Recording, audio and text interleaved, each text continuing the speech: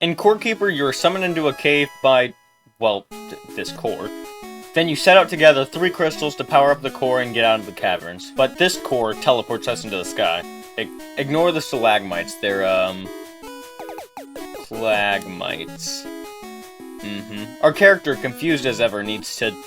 Well, okay. First, we need to choose a background. Your background dictates your starting perks with +3 to any skill, along with an item that corresponds to that skill, and also food rations. Since these are the only items we'll be able to have for a pretty long time, it's crucial for us to pick the right background. And the best one for us is the gardener. The only background to have 2 items instead of food, and while the copper hoe gets the same job done as the wooden hoe, only costing a total of 12 wood. The watering can is the most important item, as in order to grow more wood, we need to till the ground, then plant and water the seed. And fortunately for us, we start with water in our watering can. I've searched ways to make water, but in Core Keeper, water isn't really complicated to move, spread, or utilize, so there's no real method to get any water, which means the only water in this world is in this watering can, meaning we can only grow upwards of 20 wood roots. So watering something by mistake or breaking a root will mean suffering a permanent repercussion of not being able to have another root take its place. Anyways, back to Marif. We plant our root seed and let it grow, then chop down the rest of the wood to create platforms and start exploring. As we travel down, we get a little rumble on our screen, which this close to the core can only mean one thing: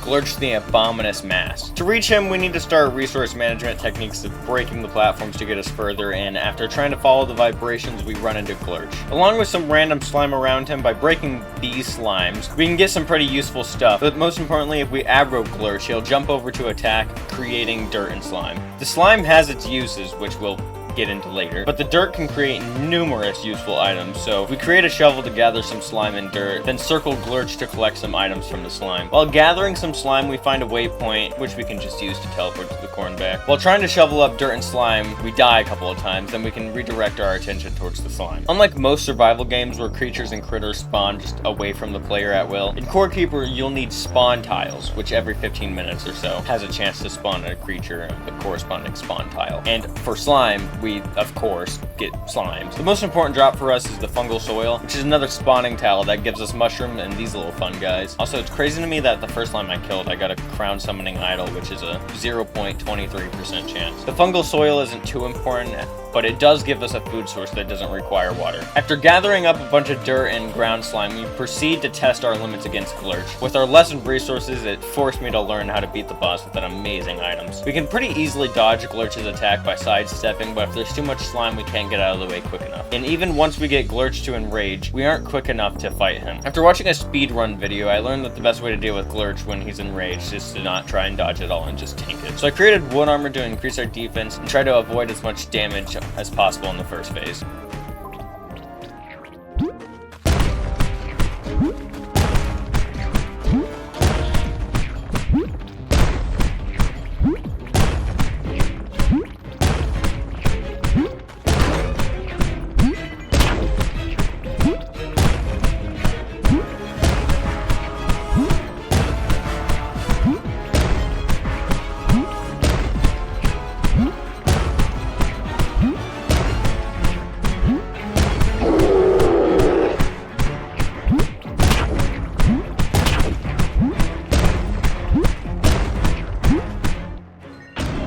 Oh my god, dude, I thought I died. Killing Glurch completely changes the direction we go with our journey, as we unlock the Bearded Merchant, who sells us progressively better ores as we defeat each boss, along with the ability to make items that search the world for the other 2 bosses and a slime sword. I need 10 copper bars for... Okay, fine.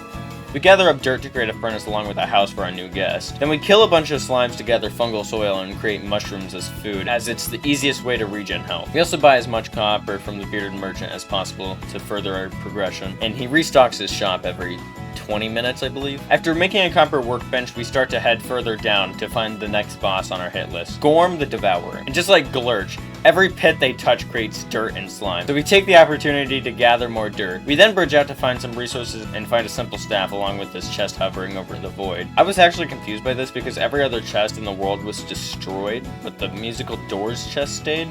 I decided that despite not having any walls around it, I would just allow myself its loot if I opened the door. Returning home, we find another structure and take its loot, while also getting a cracked skull shard, which is super important. and I'll get into why later. For now, we extend our main platform for wood to grow out and attempt to fight Ghorm, which doesn't work because in order for Ghorm to fight back, you need to do enough damage to trigger his aggro. So we created this platform off to the side to follow Ghorm as he circles our core, and by using the Slime Sword's ability of slowing down enemies, we can get more heads off on Ghorm and dealing enough damage to trigger his aggro.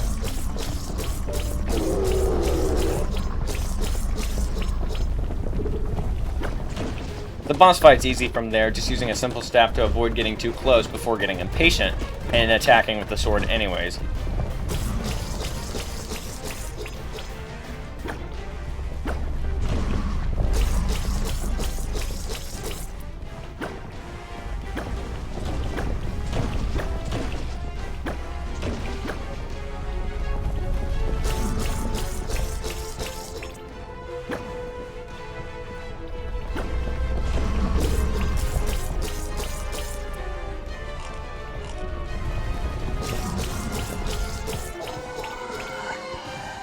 We kill Ghorm, which unlocks 10 from the Bearded Merchant, along with items we don't need and a new guest. We create another house for our guest, and unlike the Bearded Merchant, is pretty useless currently, selling us idols to respawn bosses we've already fought. We spawn in King Slime to arrogantly fight him before learning that he's a lot harder than Glurch. While traveling on Ghorm's path, we notice a little grub guy, which can only spawn in the larva biome. So we travel outwards and attempt to find the Hivemother. While not a boss that we need to kill, she can provide some resources needed to defeat the cursed shaman. We find these veins and bones, which means she's nearby, and after searching for a while, and I mean a while, we end up finding her waypoint and just give up on searching for her. We create an instrument and head towards the musical door to get our loot and run into a mushroom farm. We gather everything there as we can sell the decoration to the merchant for more ores. Then we open the door to get what is basically junk, except for the 10, and then head back home. Right when I was about to sell the wash bin, I read the description and learned that we can refill our watering can by using it.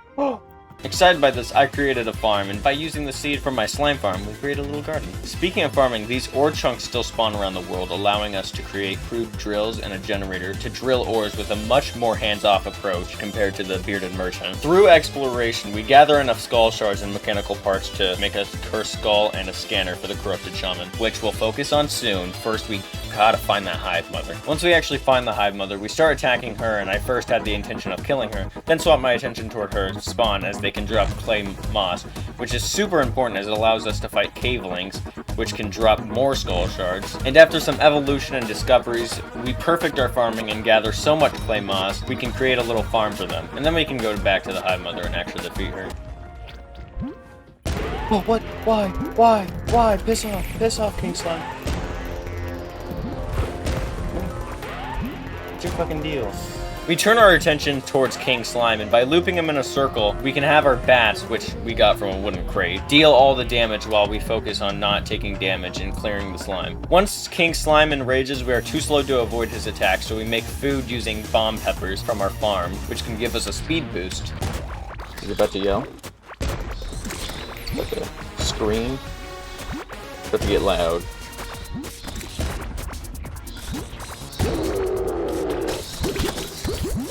Okay, one of the slimes hit me. Okay. Oh, and they're just all standing in this corner over here.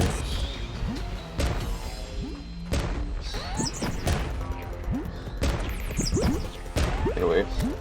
Get away.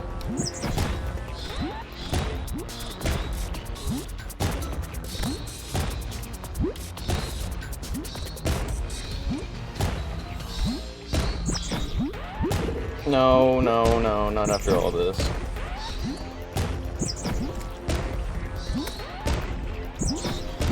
I need healing, I need speed, I need left alone. He's so close, I just want to run in there. Okay.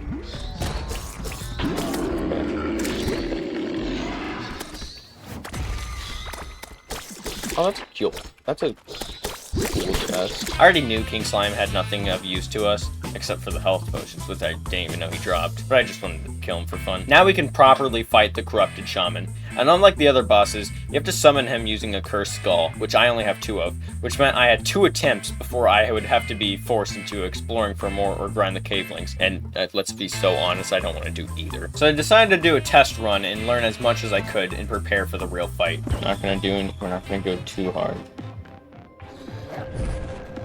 Does he not walk on the bridges? Oh, wait, right, he teleports. I forgot. It's kind of its whole thing. Ow. Ow. Ow. Okay.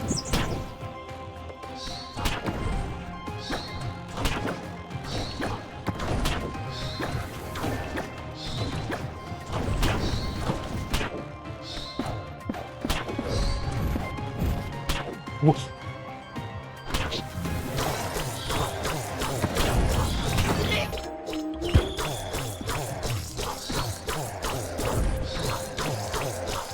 Oh my god, this is easy. Okay.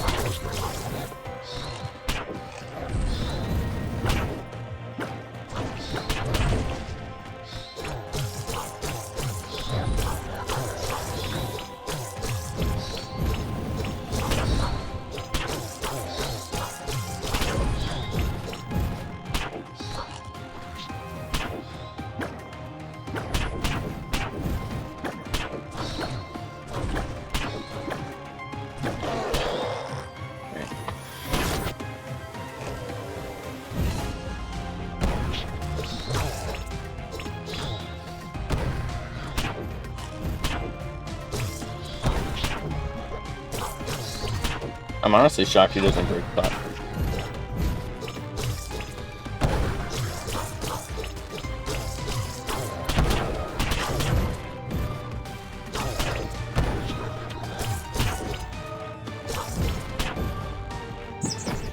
Okay.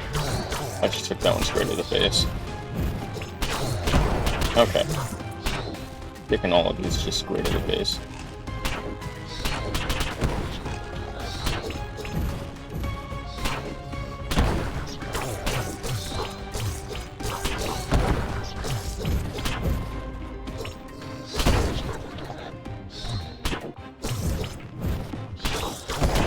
Oh, it's nothing. It's nothing to me. Oh! Get dogged on. Too easy. And with that, we steal his stolen heart, which he stole from the Hivemother, and plunge into the statue to power up the core, and learn that in order to go home, we would have to kill more creatures on the core's hit list.